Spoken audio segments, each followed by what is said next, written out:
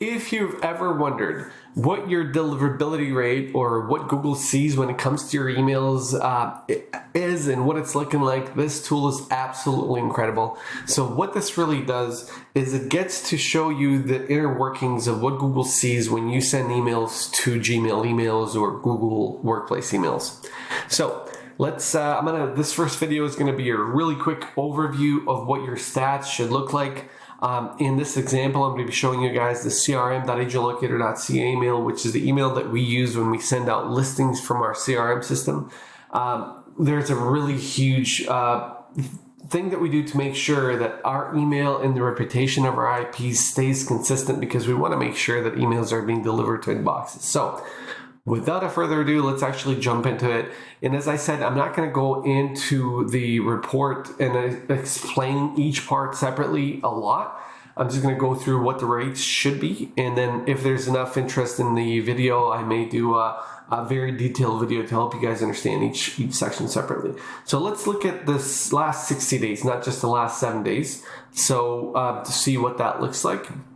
And so your spam rate should be at 0.03 or lower. That should be really the mark. And there's a ton of content that Google on their own provides that you can read where they say that if your spam rate is larger than 0.3% on an overall basis, that your emails are going to end up in spam no matter what. So this is probably the number one thing that you want to make sure that you are below that, and you are the one that's primarily responsible for that. If you're sending out a lot of spam, then these are going to be above that rate, and you want to make sure you're not doing that.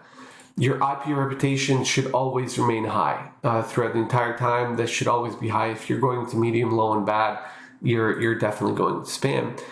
Your domain reputation, this should also be very high across the board.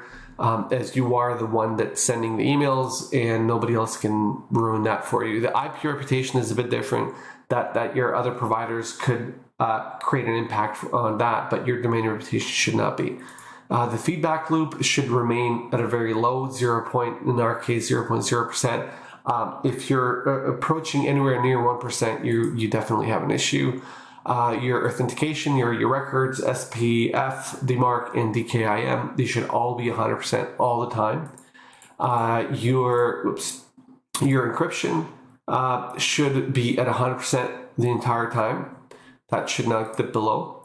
And your deliverability errors should remain very low, 0%. If it goes anywhere close to 1%, maybe on a day, that's fine. But if you're remaining higher on these, it's definitely a problem. So I'm going to end the video here. I really wanted to just show you a really quick video of how you can just put your domain name into this tool, verify it, and then you can see what your rates are looking like when it comes to Google.